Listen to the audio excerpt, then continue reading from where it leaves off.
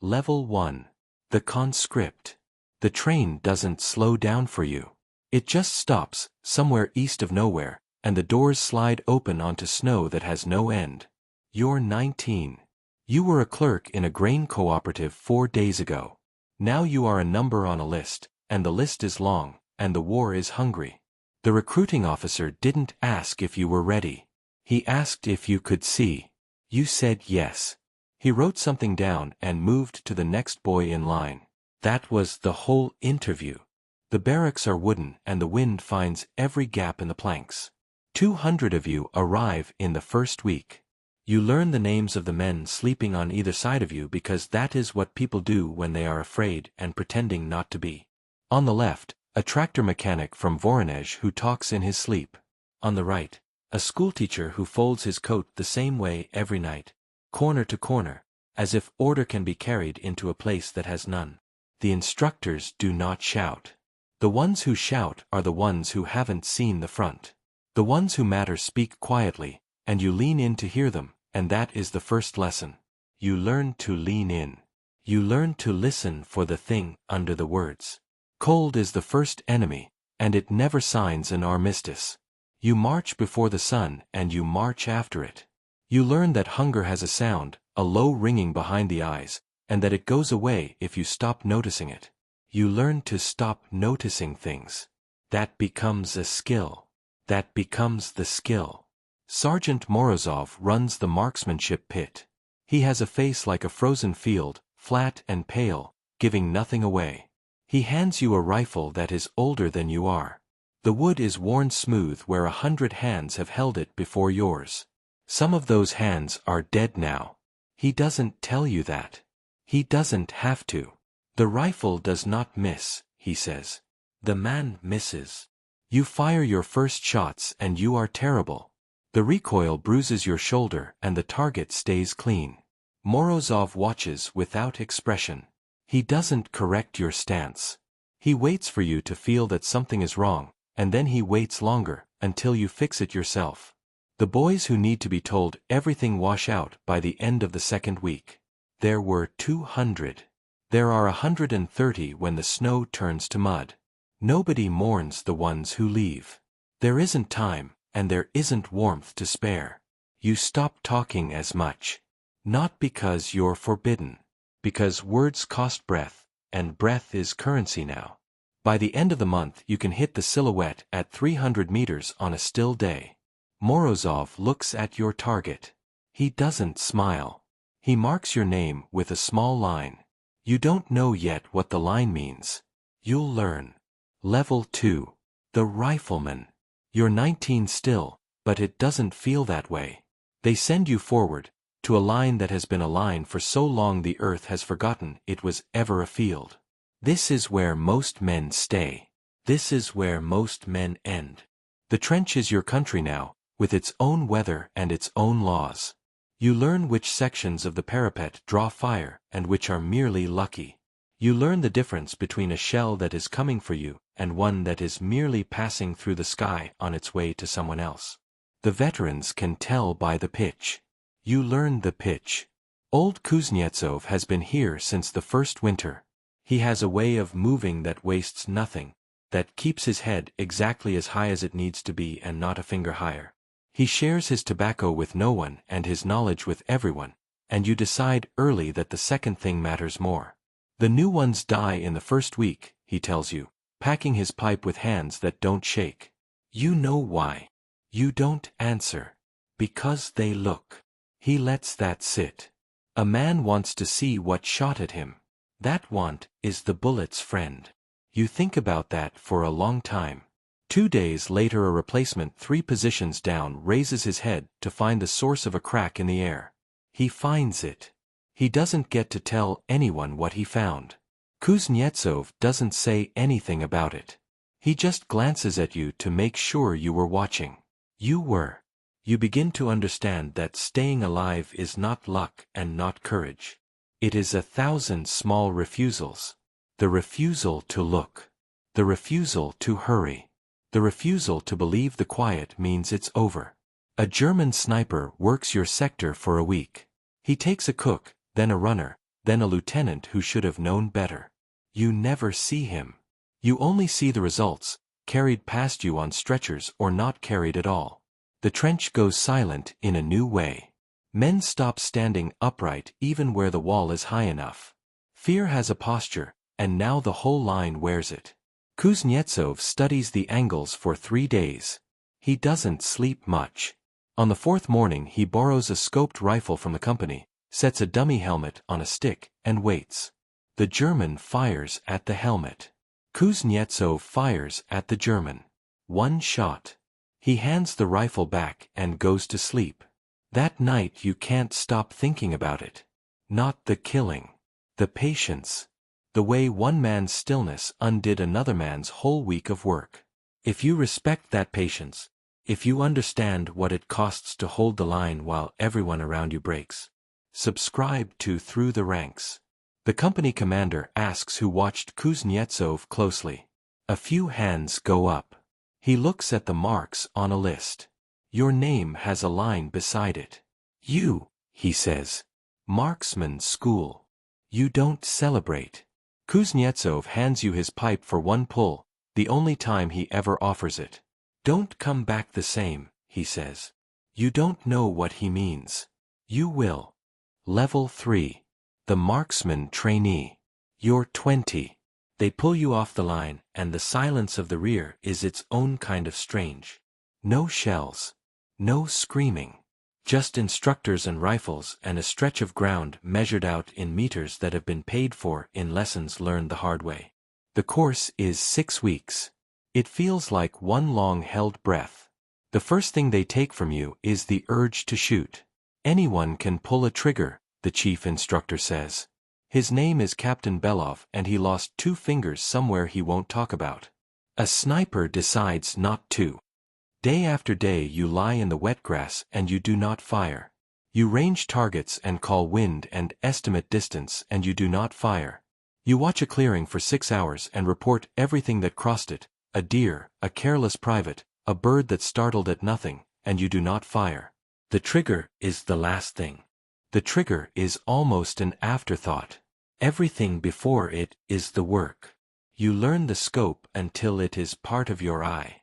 You learn to read grass the way other men read maps, the lean of it telling you the wind you cannot feel on your own cheek. You learn that heat rises off the ground in summer and bends the light and lies to you about where things are.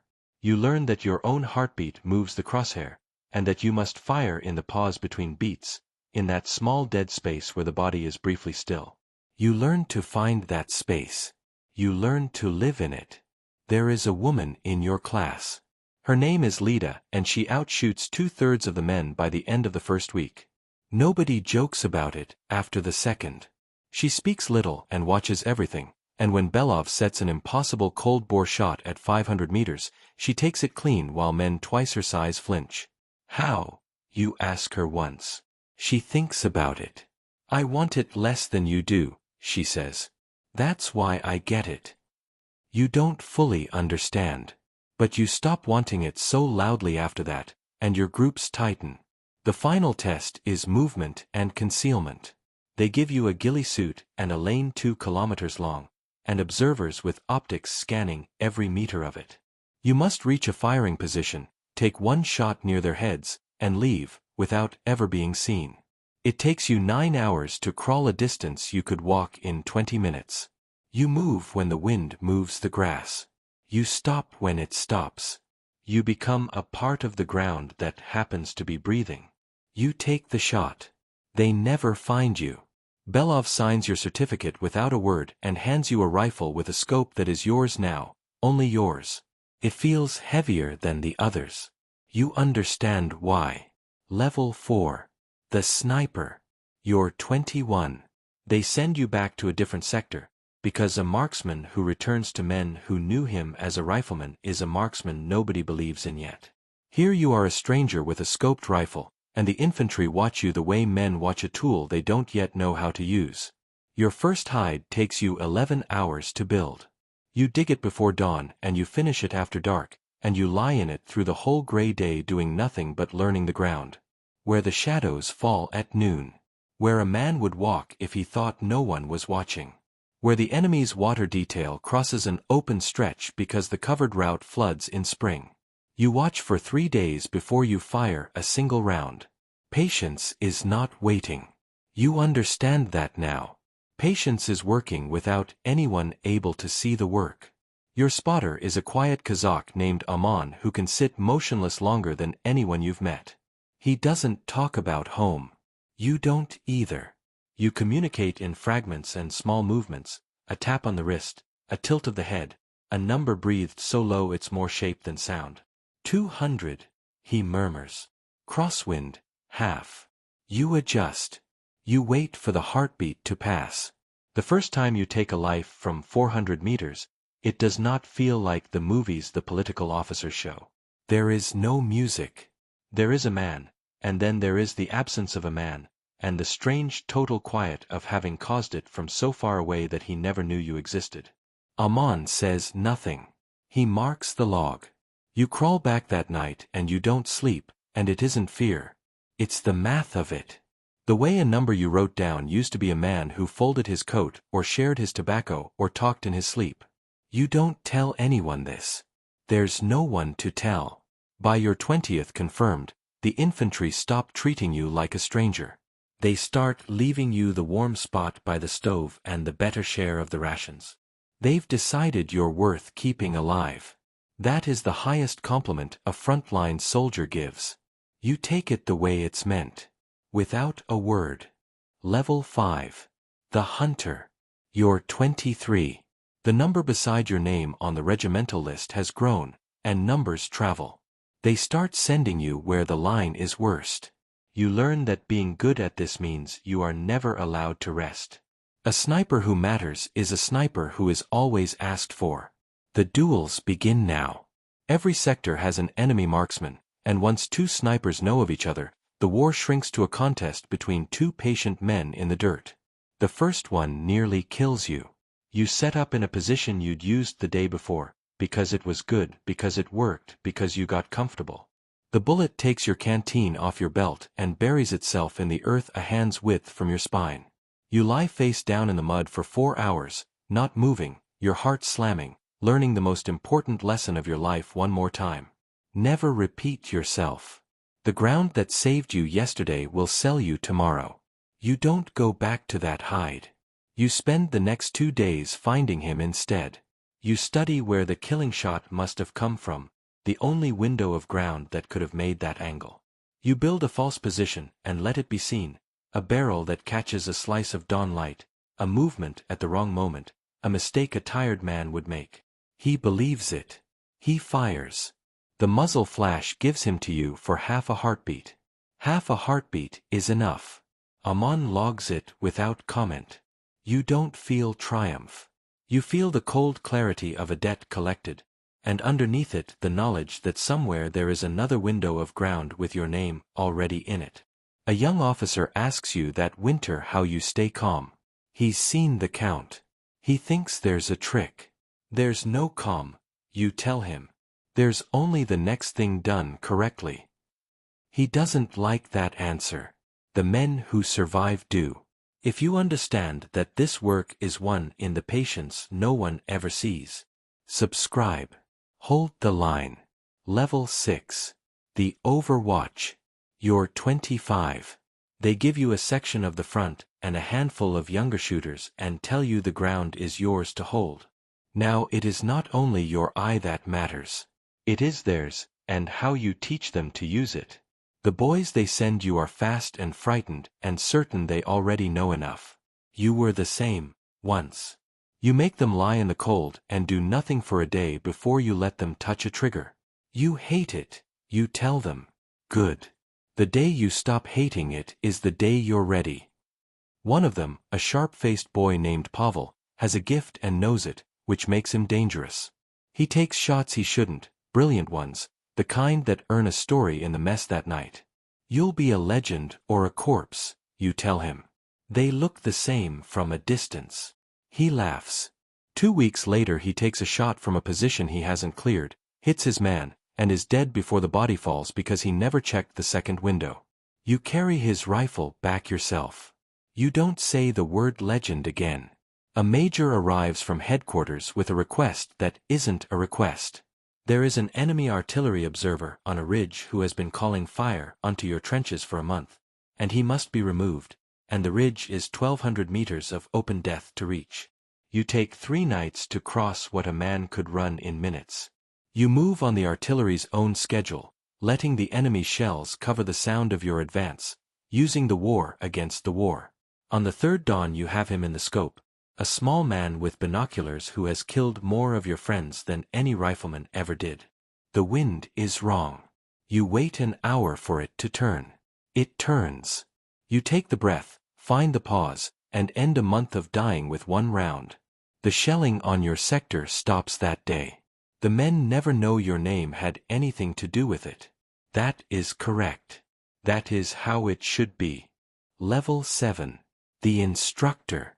You're 28. They pull you off the line, against your will, because the army has decided you are worth more making snipers than being one. The school is far behind the front, and the quiet of it unnerves you the way the quiet of the rear always has. You stand where Belov once stood. You understand now what his missing fingers cost and why he never spoke of them.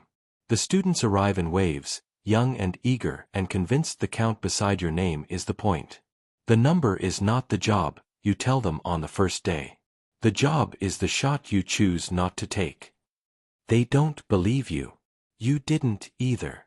You teach them to lie still until stillness stops being suffering and becomes a place to live. You teach them to read grass, to find the pause between heartbeats, to distrust the position that worked yesterday. You teach them to want it less, because Lida was right, and you finally understand how. One girl reminds you of her, the same quiet, the same way of watching everything and saying nothing. She takes a cold bore shot that shouldn't be possible and looks to you for approval. You give her a nod and nothing more. She doesn't need more. A boy breaks during the concealment test, surfaces from his ghillie suit shaking, says he can't lie in the ground pretending to be nothing for 9 hours. You sit with him in the dark afterward. You don't tell him it gets easier. You tell him the truth, that it doesn't, and that the ones who survive are the ones who make peace with that. He stays. 2 years later you hear his name on a regimental list, with a long line of confirmed kills beside it, and you don't know whether to be proud or to grieve. You feel both. You've stopped expecting them to come separately. Level 8. The legend. You're 32. Somewhere along the way the count crossed a number that made you useful to men who had never been near a trench. They photograph you. They print your name in the army paper beside a tally you didn't ask them to publish. They send you to factories to stand in front of workers and tell them the war is being won by patient men, and the workers cheer, and you feel like a fraud in a clean uniform. The truth is worse and quieter than any of it. The truth is the cold and the mud and the boys who folded their coats the same way every night and don't anymore. A correspondent asks you what it feels like to be a hero. You think about Pavel and the second window he never checked. You think about Kuznetsov, who taught you everything and whose first name you never learned. I feel tired, you say. They don't print that. They send you back to the front because a legend is worth more there than at a podium, and because the enemy has a sniper of their own now, one whose count is climbing toward yours, and someone in a warm office has decided the 2 of you should settle it. You find him the way you found all the others. Patience. Refusal. The willingness to be nothing in the dirt for as long as it takes. It takes 9 days. He is good, the best you've faced, and twice he nearly has you. In the end it comes down to a single mistake, his. A glint of optic held 1 second too long in the falling light. You take the shot. You feel nothing you can name. That night you write a letter home you will never send. You don't know what to put in it. There are no words for the place you've been living. Level 9. The commander. You're 36. The war is turning, and they give you a command, a whole sector's worth of snipers and the lives that hang on how you use them. The weight is not the same as the rifle's weight. The rifle only ever asked you to be still. Command asks you to send other people into the stillness and wait to learn who comes back. You write the orders. You choose the positions. You decide which ridge is worth a life and which is not, and there is no scope to look through that makes that decision clean. A young sniper you trained yourself dies on a mission you ordered. The position was sound. The intelligence was wrong. Neither fact brings him back. You write the letter to his mother by hand, because the typed ones are a lie, and you say his name, and you do not call it tragic or unfortunate, or any of the soft words that cost the writer nothing. You tell her he was patient and that he held the line. It's the highest thing you know how to say. A general questions one of your decisions, a sector you refuse to hold because holding it would have cost more snipers than the ground was worth. You disobeyed, he says. I was correct, you answer. He doesn't have a reply to that, because you were, and you both know it, and being right is not the same as being forgiven. You attend no funerals now. There are too many. You carry them differently, in a quiet that follows you into every room and never quite lifts. You learn the hardest thing the war has to teach.